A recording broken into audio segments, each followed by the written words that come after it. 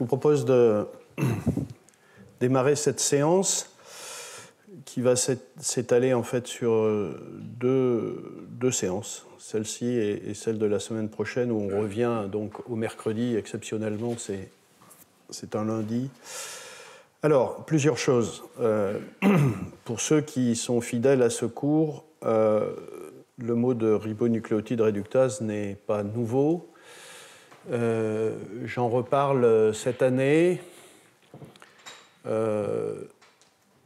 après en avoir consacré un cours spécifique il y a une dizaine d'années.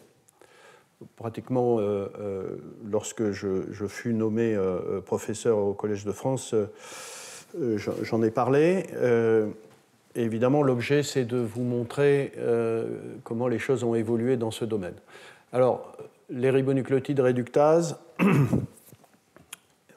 parfois condensés sous le nom de RNR, ça sera plus facile. C'est un monde assez incroyable de diversité enzymatique, et avec des résultats, y compris récents, assez étonnants, de sorte que l'histoire n'est pas finie, probablement. Mais voilà, c'est un monde dans lequel je suis rentré il y a très longtemps, et évidemment j'ai une affection toute particulière pour ces systèmes enzymatiques, et c'est pour cette raison que j'en parle finalement relativement régulièrement. Et au cours de cette première heure, je vais surtout vous redonner la base de ces systèmes, et les nouveautés essentielles apparaîtront au cours suivant. C'est une histoire qui démarre dans les années 60, comme beaucoup de systèmes de biosynthèse de l'ADN. La deuxième remarque, c'est que grâce à la première découverte de la ribonucléotide réductase, on est tombé dans ce qu'on appelle les enzymes radicalaires, les enzymes qui fonctionnent uniquement grâce à la formation intermédiaire de radicaux organiques. Et ceci était une vraie révolution, puisque, comme on le dit encore aujourd'hui, les radicaux, ces espèces extrêmement réactives, sont considérées plutôt comme des entités, continuent d'être considérées plutôt comme des entités toxiques pour le vivant, tandis que ce que nous révèlent les ribonucléotides réductases et d'autres systèmes qui sont venus après, la nature choisit de faire de la chimie radicalaire, c'est-à-dire de produire des radicaux organiques qui servent à la réaction biologique et au métabolisme. Et c'est pour cette raison que je suis très heureux de faire suivre mon cours par un séminaire qui sera donné donc par Myriam, je ne sais pas, Zeeman, tu nous diras, qui va nous parler d'une autre famille de protéines fer-soufre qui mettent en œuvre des espèces radicalaires. Enfin, elle va nous raconter où est-ce qu'on en est dans ces systèmes qui, en effet, ont des applications pour le coup, mais ça sera le cas de la ribonucléotide réductase, je l'évoquerai aussi dans le domaine de la santé. De nouvelles cibles qui sont des cibles thérapeutiques, c'est toutes ces enzymes dont on va parler. Alors, évidemment, il faut se rappeler tout ça. On est dans le domaine du métabolisme des nucléosides et des nucléotides. Je vous rappelle la chose suivante, c'est qu'un ribo avec un OH en position 2', ici du ribose, ou un désoxyribonucléoside déoxy, parce qu'il n'y a plus de OH ici, il y a un H, retenez tout ça, c'est la différence entre ribose et désoxyribose. Donc les nucléosides sont ces entités qui associent donc un ribose à une base nucléique, et qui ensuite peuvent être phosphorylés diversement, donc avec des monophosphates, des diphosphates, des triphosphates, et ceci a une importance, puisque je parlerai de façon variable de diphosphates et de triphosphates dans le cas des chimies des ribonucléotides réductases. La base, les bases, vous les connaissez, hein, il s'agit de l'adénine ou de la guanine qu'on retrouve aussi bien dans l'ARN que dans l'ADN, et les pyrimidines, cytosine et uracile dans l'ARN, et cytosine et thymine dans l'ADN. Voilà, ça c'est la base. Ce sont des molécules évidemment essentielles à la vie, et en particulier, bien sûr, parce que ce sont les précurseurs de l'ADN et de l'ARN. Ici, c'est de l'ADN, et c'est pour cette raison que vous voyez dans cette position-là, il n'y a pas de OH, il y a un H, et vous connaissez tout ça, je ne rentre pas dans le détail. En effet, pour que l'ADN se produise, pour qu'il y ait réplication, donc synthèse d'ADN, réplication, prolifération cellulaire, évidemment, vous comprenez qu'il faut synthétiser de l'ADN, et donc il faut synthétiser les précurseurs de l'ADN, que sont ces nucléotides qui forment ce polymère. Donc ce sont les monomères du polymère. Et donc la question qu'on va discuter aujourd'hui, c'est comment la nature fait pour synthétiser les désoxyribonucléotides. Alors je dis bien tides, c'est-à-dire que de toute façon les substrats de l'ADN polymérase sont des formes triphosphates. Donc ce n'est pas des nucléosides, c'est des nucléotides. Et ce qui a été découvert, qui est la clé de cette histoire, ce qui a été découvert, c'est le fait que ces désoxyribonucléotides sont exclusivement synthétisés dans le vivant par réduction, remplacement de cette liaison carbone-OH en carbone-H, c'est une réduction à 2 électrons, une réduction du ribonucléotide correspondant.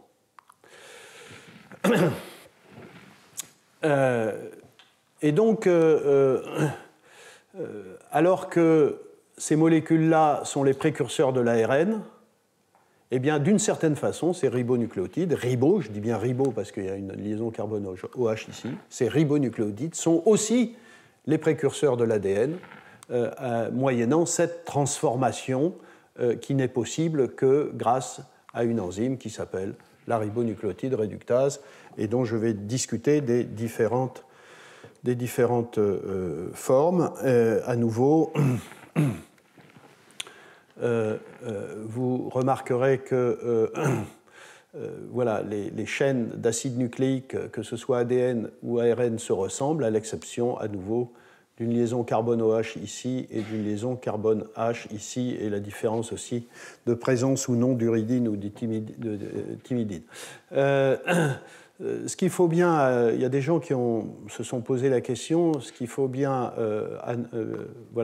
éliminer définitivement, c'est que l'ADN n'est pas produit par réduction de l'ARN. Il n'y a aucune enzyme pour le moment qui a été découverte qui prendrait de l'ARN comme substrat pour transformer cette liaison carbone-H en carbone-OH en carbone-H. Donc, à nouveau, ce n'est qu'à partir des monomères que tout ça se produit. Alors ça a eu cette notion que chez tous les organismes vivants, c'est comme ça que ça se passe, c'est-à-dire qu'on passe de façon obligatoire par les ribos avant de faire des désoxyribos. C'est le fait que, c'est cette notion que,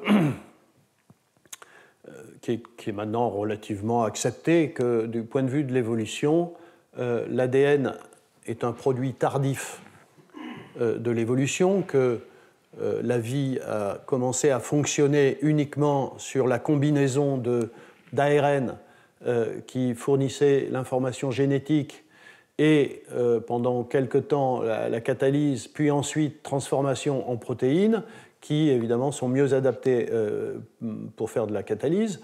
Et donc on parle d'un monde à ARN protéines, et le monde à ADN, qui est le nôtre actuellement, est beaucoup plus tardif, et c'est ce monde dans lequel nous sommes où on a rajouté dans cette ligne-là de l'ADN, où l'information génétique est maintenant portée par l'ADN et pas par l'ARN, et où l'ADN retrouve le schéma ici ARN, protéine, catalyse, par la transformation, la transcription de l'ADN en ARN. Je ne fais pas un cours sur l'évolution, mais il y a tout un tas de raisons pour lesquelles il y a un intérêt à passer au monde à ADN. Quelques éléments ici est très simple, mais je ne veux pas rentrer dans le détail.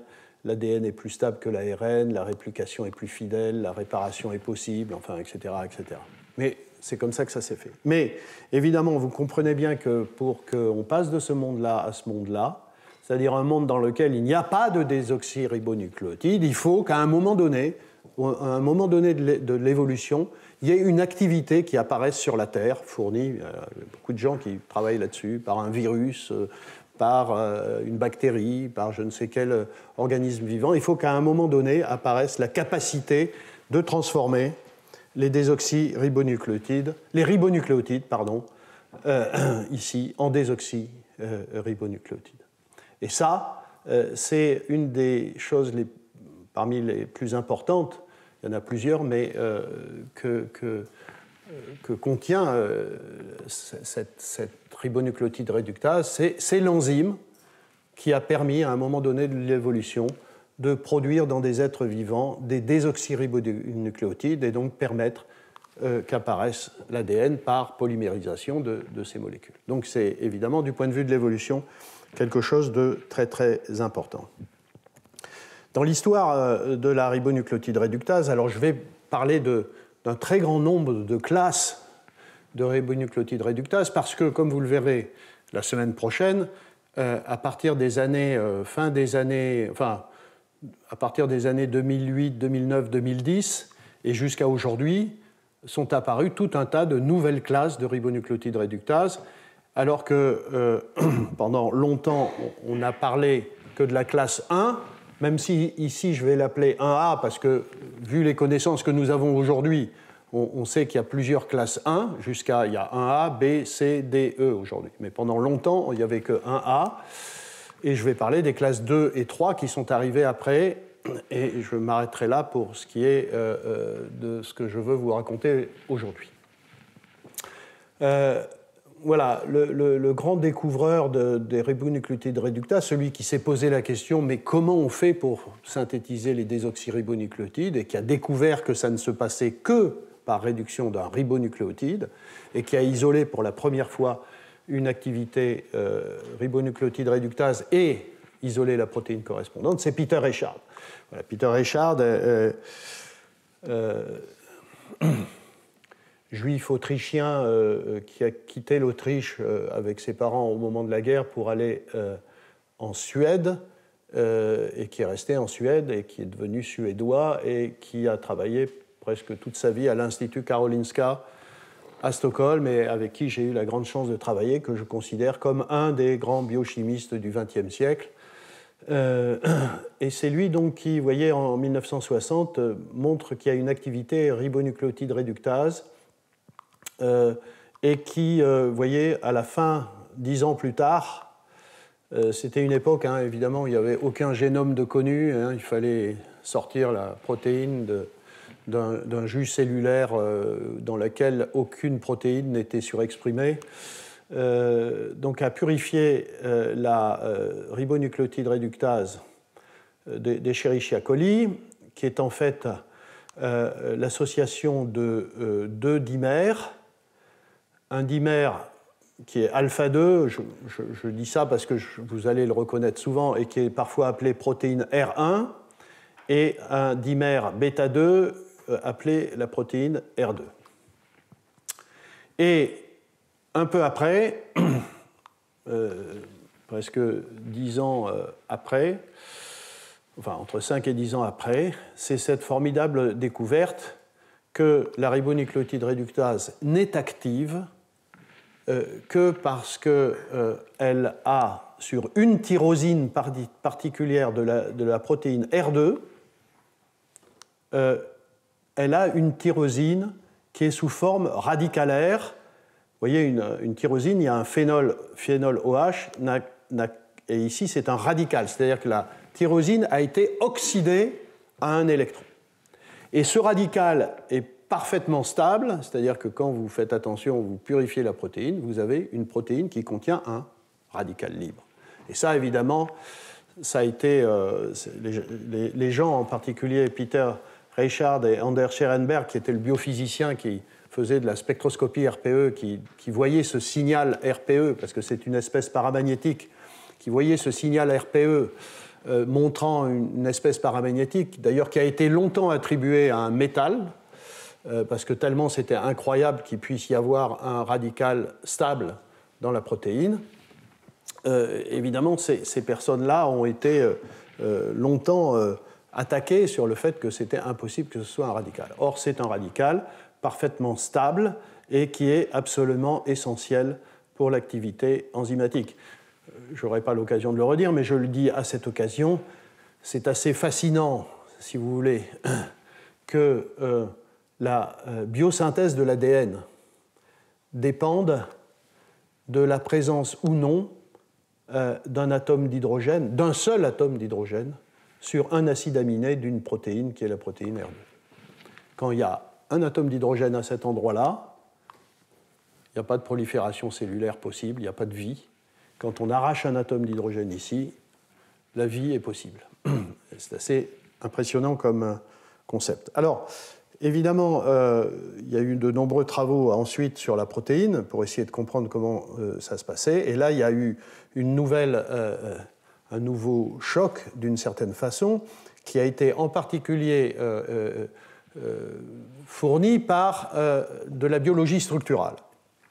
Et les premières protéines R1 et R2 cristallisées et caractérisées par cristallographie des rayons X, c'est essentiellement Hans Eklund, qui travaillait à Uppsala, toujours en Suède, dans deux papiers, Nature en 1990 et Nature en 1914. Eklund a donc produit la structure de la protéine R1 et de la protéine R2 séparées. Cette image que vous voyez ici n'a jamais, enfin, à ce moment-là, n'a pas été obtenue telle qu'elle. C'est un modèle où on a fait du docking entre la protéine alpha-2 qui est ici et la protéine R2 qui est ici. Donc un dimère alpha-2, donc R1 ici, vous voyez, et un dimère bêta-2 qui est R2 ici. Donc pendant longtemps, enfin je vais tout de suite le dire après, pendant longtemps, c'est-à-dire jusqu'en 2020, puisque c'est en 2020 qu'a sorti un papier dans Science qui a produit pour la première fois une structure de l'holoenzyme, c'est-à-dire alpha-2, bêta-2. Mais jusqu'en 2020, c'était ça le dogme, une structure parfaitement symétrique où R2 était placé ici, vous voyez, sur la base de la complémentarité des formes et des acides aminés. C'est ça la structure, et c'est cette structure-là qui a alimenté pratiquement pendant 20 ans la recherche sur les mécanismes de réaction de ce système enzymatique. Alors, quand on s'est retrouvé confronté à cette structure, le choc dont je vous parlais est le suivant. Ici, vous avez le site actif de l'enzyme. C'est là où se fixe, voilà, vous voyez, GDP, le ribonucléotide, en fait, c'est un diphosphate, parce que dans cette enzyme, c'est un diphosphate qui est le substrat, vous voyez, donc le ribonucléotide ici ou là, et le radical organique, la fameuse tyrosine dont je vous parlais, eh bien, n'est pas du tout à côté sur la protéine R1, ça on le savait, on savait qu'elle était sur la protéine R2, mais le site de substrat est sur la protéine R1. Et en fait, le radical est ici. Et la distance entre le site actif et la tyrosine, qui est absolument essentielle à l'activité, est de l'ordre d'une 35-40 angstrom de distance. Donc, connaissant la réactivité des radicaux, c'est-à-dire qu'un radical, en gros, ça arrache un atome d'hydrogène, c'est ça qu'un radical sait faire. Et évidemment, il n'y a aucune possibilité pour que cette tyrosine soit en contact avec le substrat pour l'activer et pour faire de la chimie. La deuxième remarque, on le savait avant, j'aurais dû le mentionner ici, c'est que la ribonucléotide réductase est aussi une métalloprotéine, c'est-à-dire qu'elle contient un centre métallique, et ce centre métallique est ici sur la protéine R2. Et vous voyez ici la structure cristallographique. Ce sont deux atomes de fer qui sont coordonnés par des acides aminés, une histidine et le reste, ce sont des aspartates et des glutamates, donc un environnement très oxygéné, et très proche de la tyrosine. Ces atomes de fer sont très proches de la tyrosine qui est radicalisée, et je reviendrai sur cet aspect. Mais ce que démontre cette structure, c'est qu'il faut trouver un moyen de connecter le radical tyrosinyle qui est ici au substrat. Et ça a été le travail de, je dirais, pratiquement 30 ans de Johann Stube, qui est professeur au MIT, qui est une chimiste, qui s'est intéressée à ces problèmes de transfert de radicaux à très longue distance, et qui continue d'ailleurs, qui est sûrement émérite au MIT. Et c'est elle qui a décortiqué le mécanisme de transfert de radical de cette tyrosine à une cystéine, ici, qui est très proche du substrat, de sorte que, à travers tout un tas d'acides aminés très spécifiques, très conservés, des tryptophanes, des tyrosines, et puis cette cystéine parfaitement conservée, mais maintenant qui se trouve ici, les radicaux ont pu se déplacer, un radical a pu se déplacer sur 35 angstroms. Et ça a été évidemment quelque chose d'absolument formidable comme démonstration. Et à ma connaissance, il n'y a pas d'équivalent il n'y a pas d'autre système qui transfère des radicaux à si longue distance que la ribonucléotide réductase. On peut se demander pourquoi, pour un système aussi important que la biosynthèse de l'ADN, la nature ait choisi des enzymes radicalaires, les radicaux sont difficiles à contrôler, peuvent déclencher des réactions parasites irréversibles, et en même temps, par le biais de ce type de mécanisme, c'est peut-être la façon de contrôler ces radicaux. Néanmoins, l'étape suivante, ça a été de passer à un autre concept que transfert de radical. Parce que quand on dit transfert de radical, c'est un radical qui arrache un atome d'hydrogène. Vous voyez, donc vous créez un radical sur l'acide aminé suivant. Ce radical lui-même peut aller arracher un atome d'hydrogène sur un autre acide aminé, et ainsi de suite. Ce qui fait que vous voyez qu'un radical peut se propager par le biais de transfert d'atomes d'hydrogène. En réalité, ce n'est pas si simple que ça, parce qu'un certain nombre d'acides aminés ne fonctionnent pas comme donneurs ou accepteurs d'atomes d'hydrogène, mais on parle plutôt de transfert d'électrons couplés à un transfert de protons.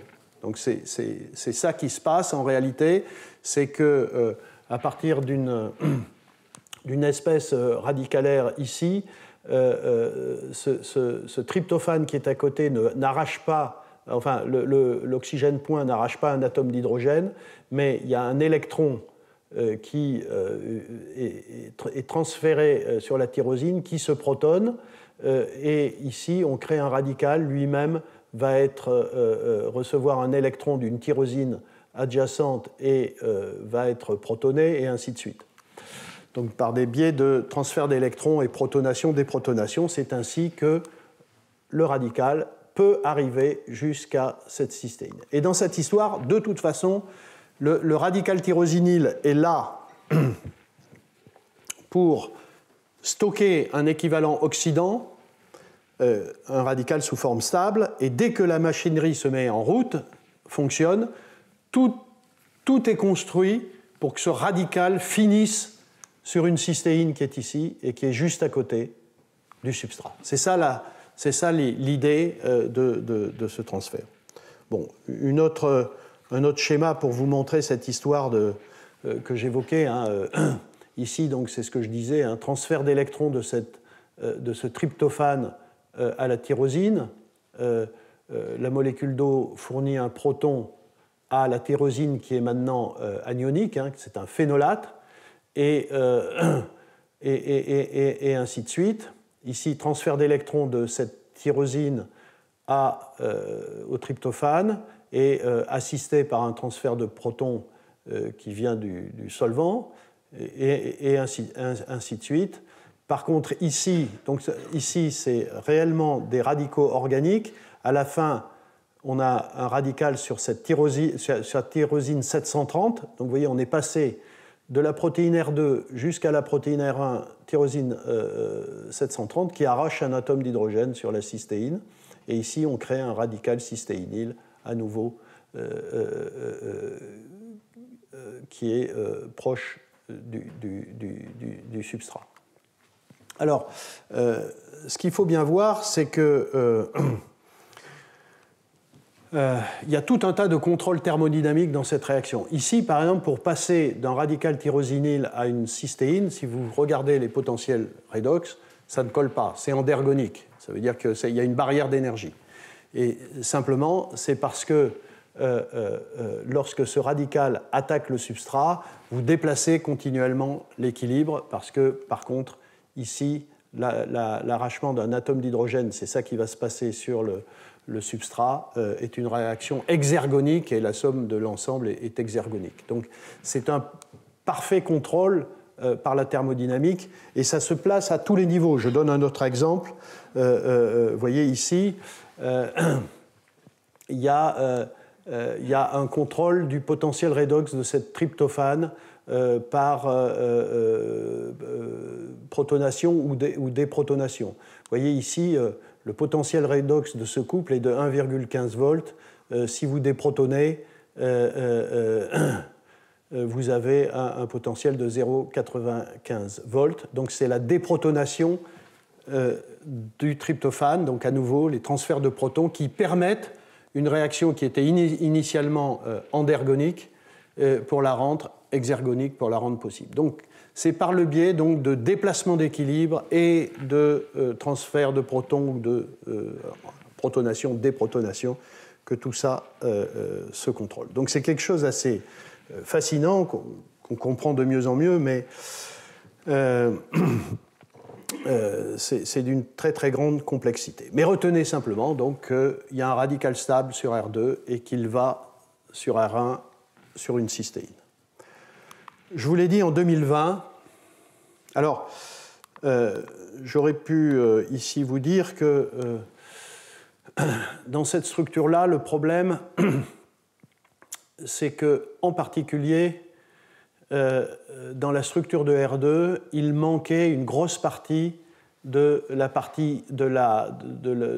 fin C-terminale de R2, qui est celle qui joue un rôle extrêmement important, cette partie C-terminale, parce que c'est celle qui permet la fixation à R1, d'une part, et d'autre part, cette partie C-terminale, elle contient un certain nombre d'acides aminés, ici, vous voyez, avec ces chiffres, là, 356 notamment, parce que les 730, ces deux-là sont sur R1, Y356 et sur cette partie C-terminale, et on ne la voit pas, c'est-à-dire que les travaux sur cette chaîne de transfert d'électrons se sont faits avec des hypothèses sur cette chaîne. Or, en 2020, voilà, est apparue, et ça a été publié dans Science, est apparue une structure, alors, obtenue par cryo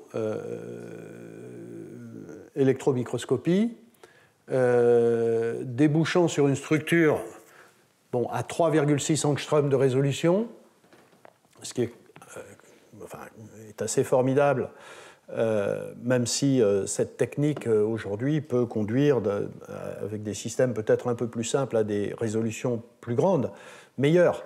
Mais avec 3,6 angstroms de résolution, Donc, on a pu avoir l'information sur la structure du complexe R1-R2. Alors, il n'y a pas énormément de différence. Ici, vous avez l'ancien modèle.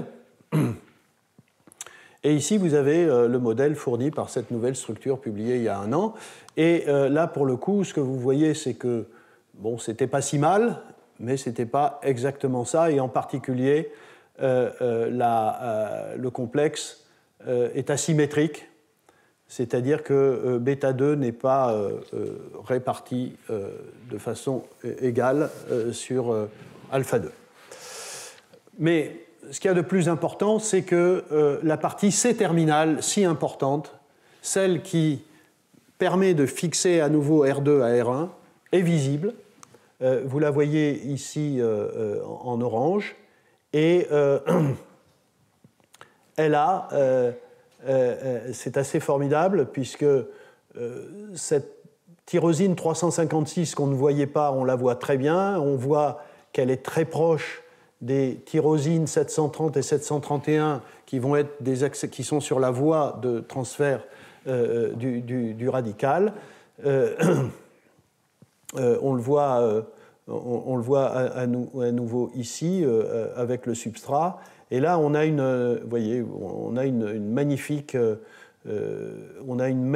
image finalement du transfert de radical véritablement sur une structure, et ce n'est pas juste une spéculation. Donc vous avez la tyrosine. Alors, vous voyez, c'est une tyrosine qui est fluorée. Je ne rentre pas dans le détail, mais pour obtenir une telle structure, il a fallu, parce que le système alpha-2, bêta-2, R1, R2 est très flexible, très mobile, il a fallu bloquer d'une certaine façon la protéine, et ça s'est fait à travers des mutations. Je crois que c'est... je ne sais pas si on le voit ici, mais ce n'est pas très important.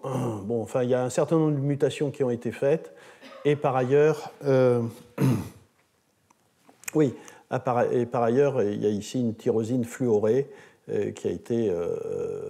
enfin, la tyrosine a été, par des méthodes de biologie moléculaire sophistiquées, remplacée par une tyrosine fluorée. Je ne rentre pas dans le détail. Mais néanmoins, là, pour une fois, on voit parfaitement bien la chaîne de transfert d'électrons jusqu'au bout, ce qui n'était pas le cas précédemment.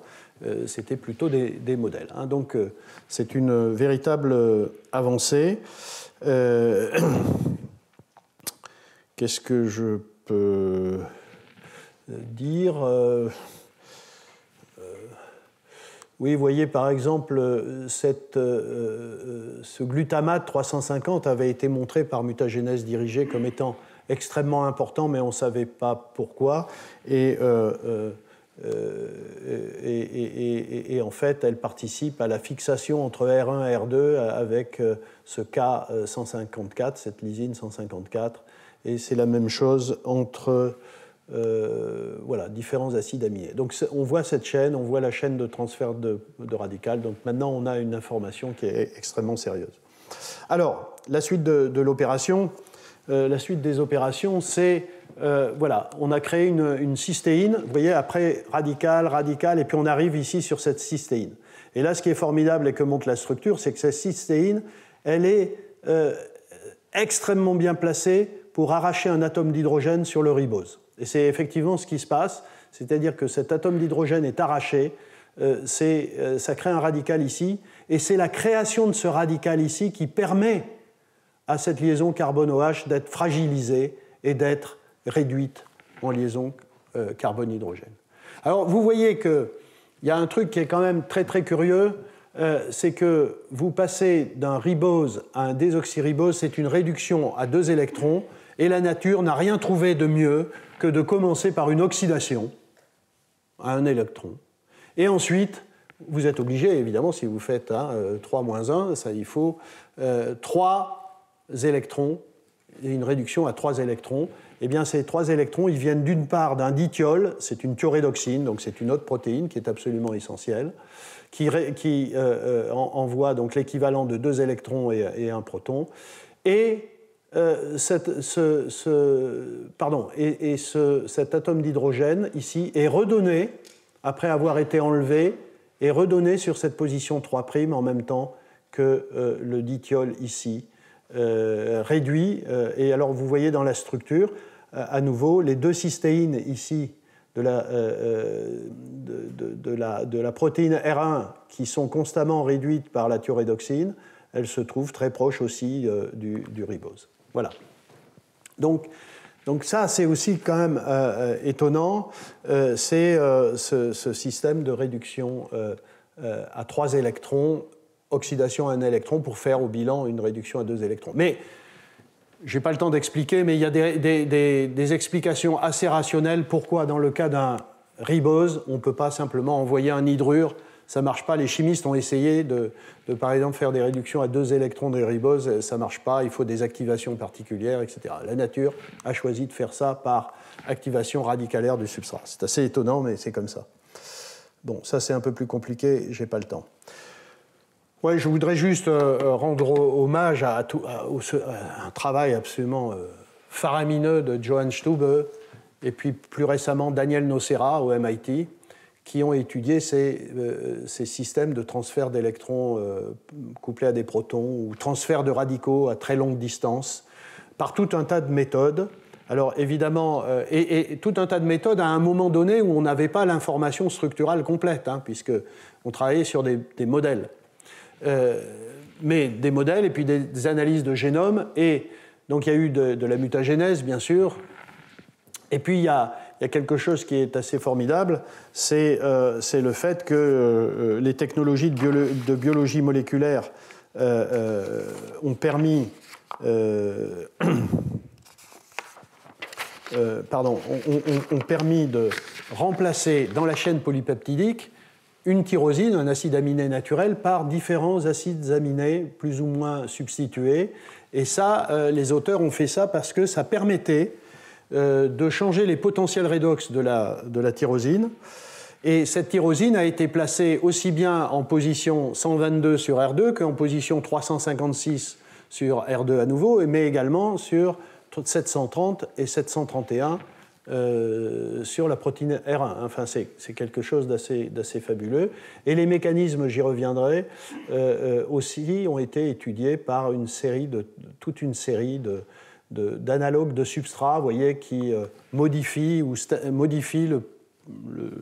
le mécanisme réactionnel, permettent de stabiliser des intermédiaires réactionnels. Donc, vous voyez des composés fluorés ici, sur le sucre ou sur la base, des composés dans lesquels des composés chlorés en position 2', azido, difluoro, méthylène. Voilà, il y a eu énormément de choses. Et c'est l'ensemble de tout ça qui a permis de clarifier.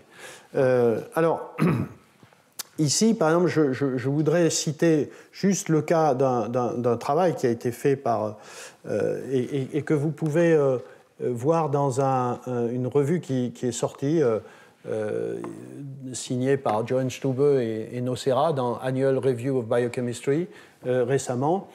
C'est l'utilisation de cette tyrosine, vous voyez, aminotyrosine.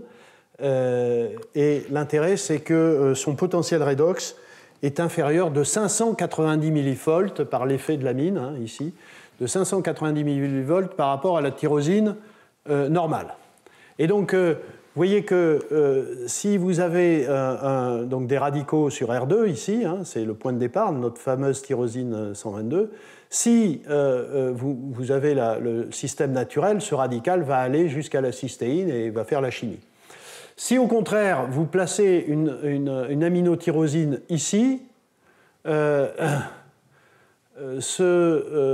radical va passer, parce qu'il est facilement oxydable, et vous allez stocker un radical ici, il ne va pas être capable de passer au suivant, et ainsi de suite. C'est-à-dire, si vous mettez cette aminotyrosine, vous allez stocker un radical ici.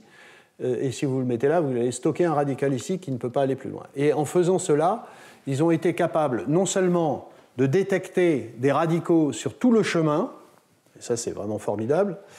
Donc validant l'hypothèse du transfert à très longue distance.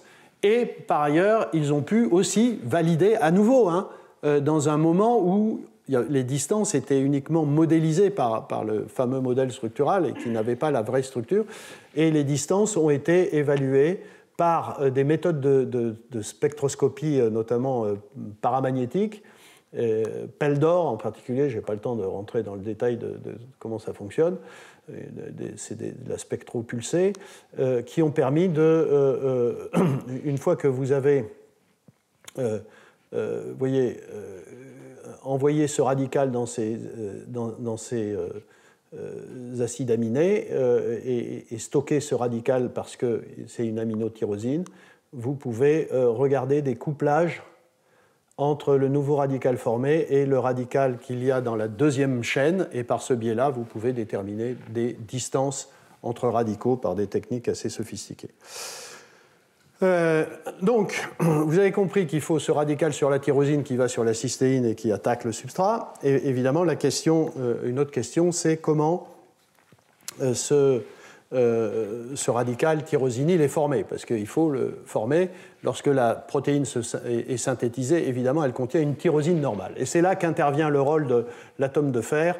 Ces atomes de fer ici, donc ça c'est la protéine uniquement la protéine R2. Vous voyez, à nouveau, donc deux atomes de fer avec différents ligands, aspartate, glutamate, histidine, et la tyrosine très très proche du fer. Et ce qui a été très très bien démontré, c'est que cette enzyme est donc oxygène dépendante parce que c'est grâce à une réaction entre les atomes de fer et l'oxygène qu'on peut oxyder la tyrosine en radical tyrosinyle. Donc l'oxydant de la tyrosine, c'est bien l'oxygène.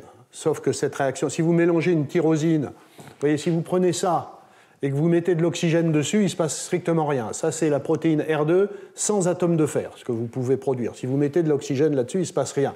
Ça, c'est de la chimie assez triviale.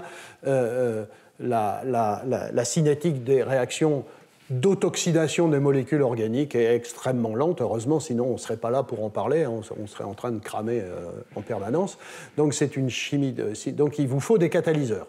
Et donc ici, la nature a choisi des atomes de fer pour catalyser cette réaction d'oxydation de la tyrosine par l'oxygène. Je ne rentre pas dans le détail de cette chimie-là, vous la trouverez dans la littérature.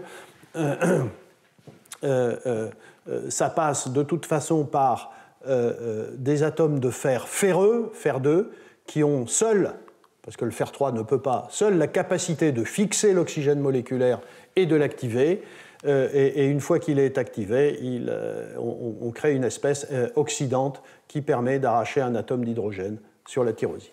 Donc ces enzymes-là sont d'une très grande complexité, elles sont oxygène dépendantes.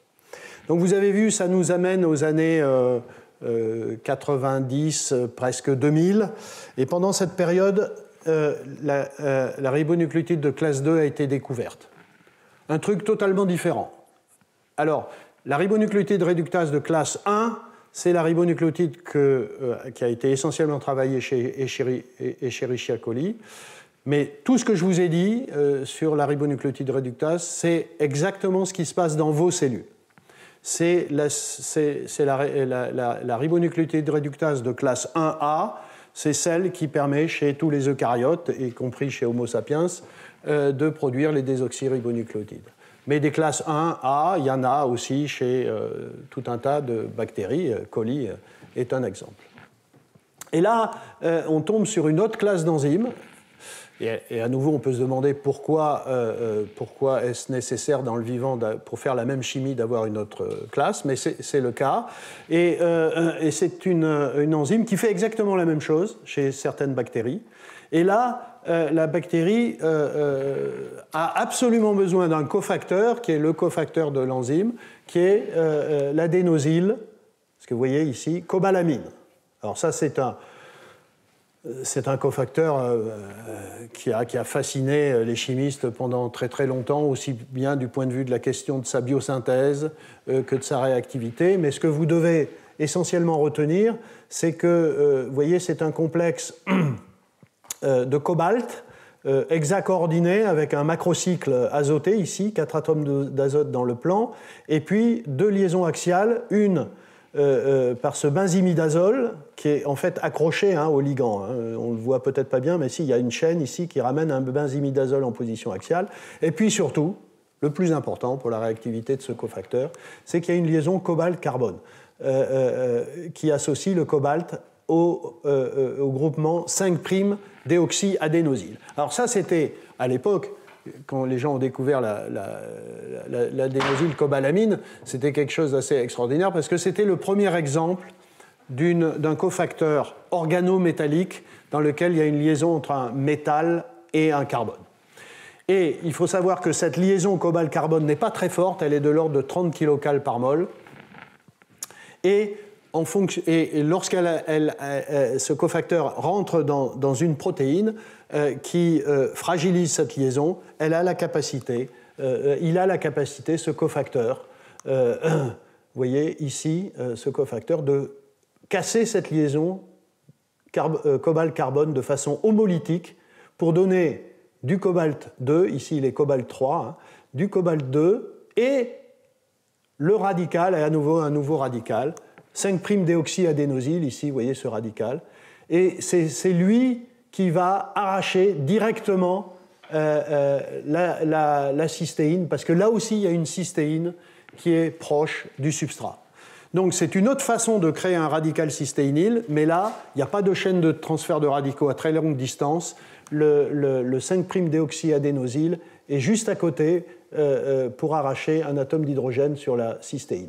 Et la cystéine va ensuite, sous forme radicalaire, faire la même chimie que dans la classe 1A, arracher un atome d'hydrogène en position 3' du sucre et continuer.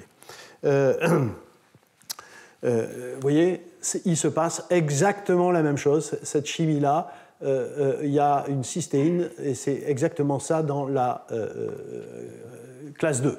Il s'avère que, vous voyez, au milieu des années 2000, il y a eu des structures aux rayons X de ces enzymes, et ce que vous voyez, c'est que la ribonucléotide réductase de classe 2, en fait, il n'y a pas, comme dans la classe 1, une où il y a des radicaux et une où il y a le site de substrat, tout est au même endroit là, et très proche. Vous voyez que ici c'est la structure de l'adénosylcobalamine et vous avez le substrat là. Dans une autre forme, vous voyez ici la cobalamine, mais qui a perdu son ligand adénosylcobalamine, mais vous voyez le produit de l'arrachement de l'hydrogène, vous voyez l'adénosine. Et vous voyez, le carbone où il y a le radical, il est très proche de cette cystéine, et cette cystéine est très proche du substrat. Donc vous comprenez bien que ce qui se passe, c'est ce que je vous ai raconté, à savoir que vous cassez la liaison cobalt-carbone, vous créez un radical ici, ce radical arrache un atome d'hydrogène sur la cystéine, exactement comme dans la classe 1, sauf que ça ne se fait pas via une chaîne de transfert de radicaux sur une très longue distance. Voilà. Dernière chose dont je vais parler, c'est la classe 3. Alors, c'est évidemment une classe, mais alors ceux qui, là aussi, sont fidèles à ce cours le savent. Évidemment, c'est une enzyme extrêmement importante pour ce qui me concerne, puisque j'ai participé à sa découverte. Vous avez compris que la classe 1... dépendait absolument de l'oxygène. Donc avec Peter Echard, on s'est posé la question comment font certains micro-organismes, et en particulier Escherichia coli, qui n'a pas de classe 2, mais qui est capable de vivre en absence d'oxygène. Escherichia coli est un micro-organisme anaérobe facultatif, donc est capable de pousser sans oxygène. N'ayant pas de classe 2, ayant une classe 1, mais qui dépend absolument de l'oxygène, comment Escherichia coli pousse en absence d'oxygène? C'est ça que nous nous étions posés, et personne n'avait soit posé la question, soit résolu le problème. Et en fait, première chose avec Peter, et donc tous, vous voyez, là on est dans les années 90, on a démontré, je ne rentre pas dans le détail de cette dia, peut-être c'est un peu complexe, on a là aussi démontré qu'en anaérobiose, c'était bien les ribonucléotides qui donnaient les désoxyribonucléides. Ça, c'est la première chose. Et puis, on a essayé de purifier l'enzyme qui fonctionne en anaérobiose, puisqu'en effet, il s'agissait d'une enzyme nouvelle, vous voyez, 1990, 1993.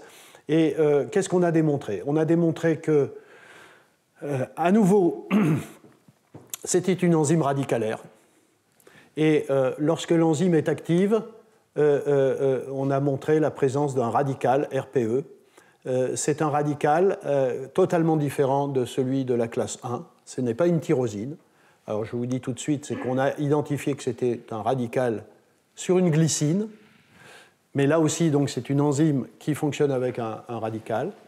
On a besoin de réductase, ça on l'avait démontré. On a besoin de S-adénosylméthionine. On a besoin, donc vous voyez, on a besoin de flavodoxine réductase, on a besoin de flavodoxine, on a besoin d'un radical, on a besoin de S-adénosylméthionine, et puis on a finalement démontré un peu plus tard encore qu'on a besoin d'acide formique, de formiate. Et le résultat des courses, c'est que cette enzyme n'a pas de paire de cystéine pour faire la réduction de cette liaison carbone-OH. Il n'y a qu'une seule cystéine dans le site. Il y a bien une cystéine très proche du substrat. Et donc la chimie qui est mise en œuvre dans cette enzyme, c'est exactement la même chose que les autres, c'est-à-dire vous avez un arrachement d'atomes d'hydrogène en position 3' pour activer le ribose. Mais là, la réduction à 3 électrons, elle se fait d'une part grâce au don de cet atome d'hydrogène ici, qui revient, mais à l'hydrure qui est donné par le formiate. Donc là, on a un système totalement différent du point de vue du système de transfert d'électrons. Alors, je vous ai parlé d'un radical glycyle, mais là, je vous montre un radical cystéinyle. Eh bien, c'est exactement comme ça que ça se passe, puisque ce que la structure aux rayons X, en quelle année? Oui, vous voyez, dans les années 2000, donc c'est le travail de Nordlund, a montré, a produit la structure aux rayons X de cette ribonucléotide réductase. Mais alors, j'ai oublié, je suis allé un peu vite, mais cette ribonucléotide réductase, c'est aussi alpha-2, bêta-2. Alors, sachez tout de suite qu'il n'y a pas de structure de bêta-2, il n'y a qu'une structure de alpha-2. Le alpha-2, c'est un peu l'équivalent du R1 de la classe 1A, c'est-à-dire c'est là où se fixe le substrat et où se fait la réduction du ribonucléotide. Et lorsque vous voyez cette structure aux rayons X et que vous zoomez sur la partie du site actif, vous avez votre substrat, d'accord? D'un côté, vous retrouvez à nouveau une cystéine, exactement comme pour toutes les autres dont je vous ai parlé, toutes les ribonucléotides réductases. Et votre radical glycinyle, il est là. Glycine 580. Ah, mais là, vous voyez A. A, pourquoi? Parce que pour la cristallisation de cette protéine, on a essayé d'éviter d'avoir une glycine, parce que si on crée un radical, ça devient très réactif, ça peut poser des problèmes. Donc, c'est un mutant dans lequel cette glycine a été changée en alanine. Mais néanmoins, vous voyez à nouveau le même type de stratégie, créer un radical ici, pour arracher un atome d'hydrogène, et à la fin, c'est toujours une cystéine. Dans tous les cas, quel que soit le système de formation de radical, c'est toujours une cystéine qui est radicalisée pour attaquer le substrat et le transformer. C'est ce qu'on voit ici, donc ça apporte quoi? Rien, si ce n'est que j'ai changé ici cette alanine 580 par une glycine, et donc vous voyez la disposition relative des choses. Ce que doit faire ce système, c'est de créer un radical glycinyle ici stable, et une fois qu'il y a le substrat, ce radical arrache un atome d'hydrogène sur la cystéine, et celui-là peut à nouveau attaquer le substrat.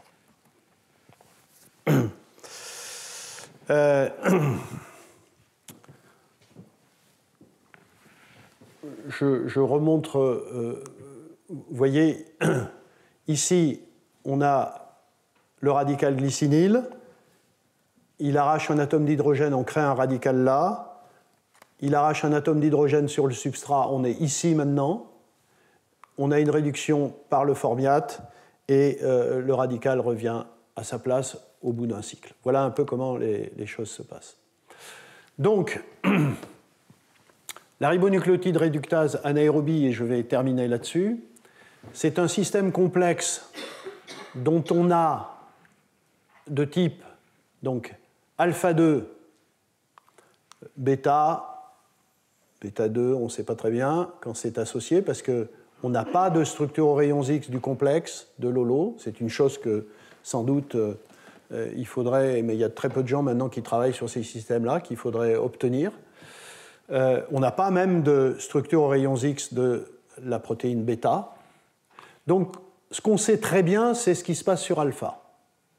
On sait très bien que la protéine alpha, c'est-à-dire là où se fait la réduction du ribonucléotide, on a un radical stable.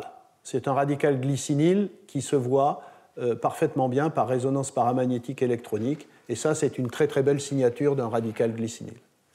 Donc vous voyez que par rapport à la classe 1, dans la classe 3, votre radical stable, il est sur la protéine R1 et pas sur la protéine R2, sur la protéine alpha et pas sur bêta. Mais dans tous les cas, c'est la même stratégie. Alors, la question qui se pose, c'est comment se forme ce radical sans oxygène? Parce que pour former un radical glycinyle à partir d'une glycine, il faut une oxydation, il faut un oxydant. Et en fait, ce qui permet la formation de ce radical, c'est justement la protéine bêta. Et la protéine bêta a été un... alors là, je vais reparler, d'ailleurs j'en ai parlé la semaine dernière, de cette fameuse classe d'enzymes radical SAM. Eh bien, l'activase, alors ça vous pouvez aller voir dans plein de mes cours, j'ai beaucoup parlé de ça, l'activase c'est une enzyme radical SAM. En fait, c'est une enzyme qui contient un cluster fer-soufre, qui fixe la S-adénosylméthionine. C'est pour ça qu'on avait trouvé qu'il fallait de la S-adénosylméthionine. Cette S-adénosylméthionine se fixe sur le... J'ai montré cette dia la semaine dernière. Se fixe sur le fer-soufre. Ce fer-soufre doit être réduit, il doit contenir un électron qui est envoyé dans la S-adénosylméthionine. Ça casse la liaison soufre-carbone et ça crée ce radical 5'-déoxyadénosine.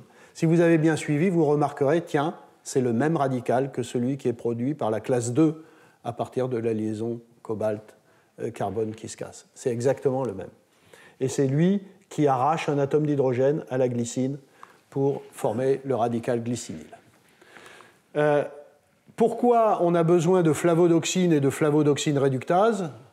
Eh bien, c'est parce que votre cluster fer-soufre doit être réduit.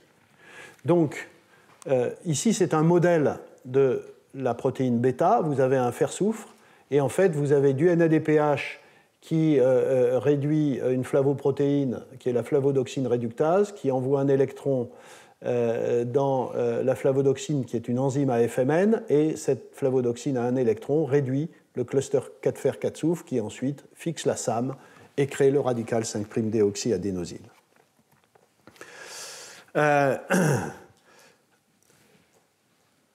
Donc, oui, voilà, ça c'est déjà dit.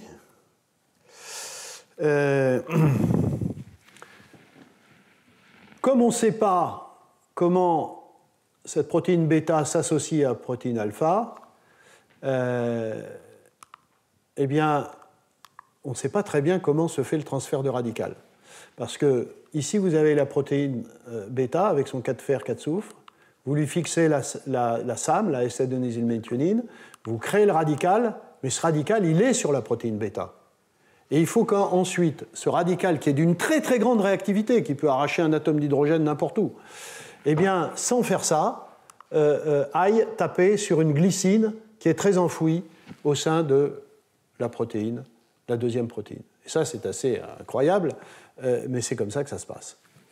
Malheureusement, on n'a pas la protéine dans son ensemble, et certainement, il y a des modifications conformationnelles très fortes au moment où se forme ce complexe, sauf que ce complexe, d'après ce qu'on en sait, est un complexe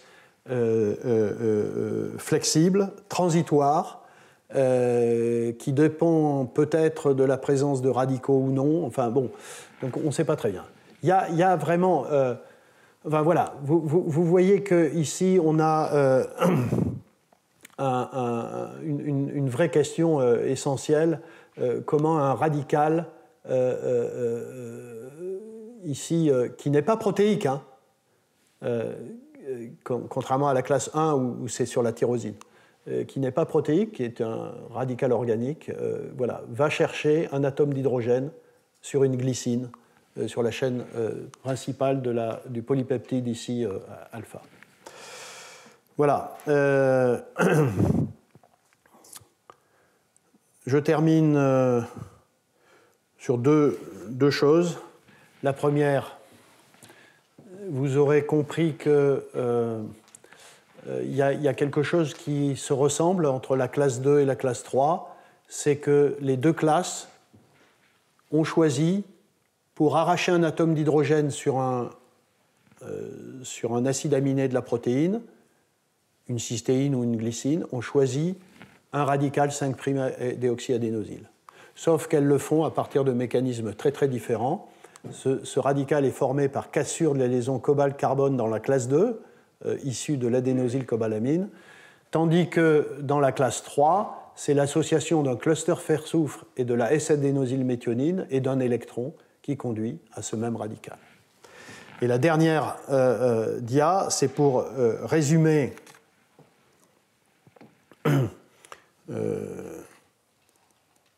oui, voilà, c'est pour résumer. Alors il y a deux dias, mais c'est la même chose. Avec des mécanismes de formation de radicaux totalement différents, à la fin, tous ces systèmes qui font la même chimie sont organisés d'une certaine façon, de la même façon. Ici, on a superposé les sites actifs des trois enzymes. Qu'est-ce que vous observez? Donc, on a superposé le substrat. Dans les trois cas, dans les trois classes, on a cette cystéine qui est exactement au même endroit.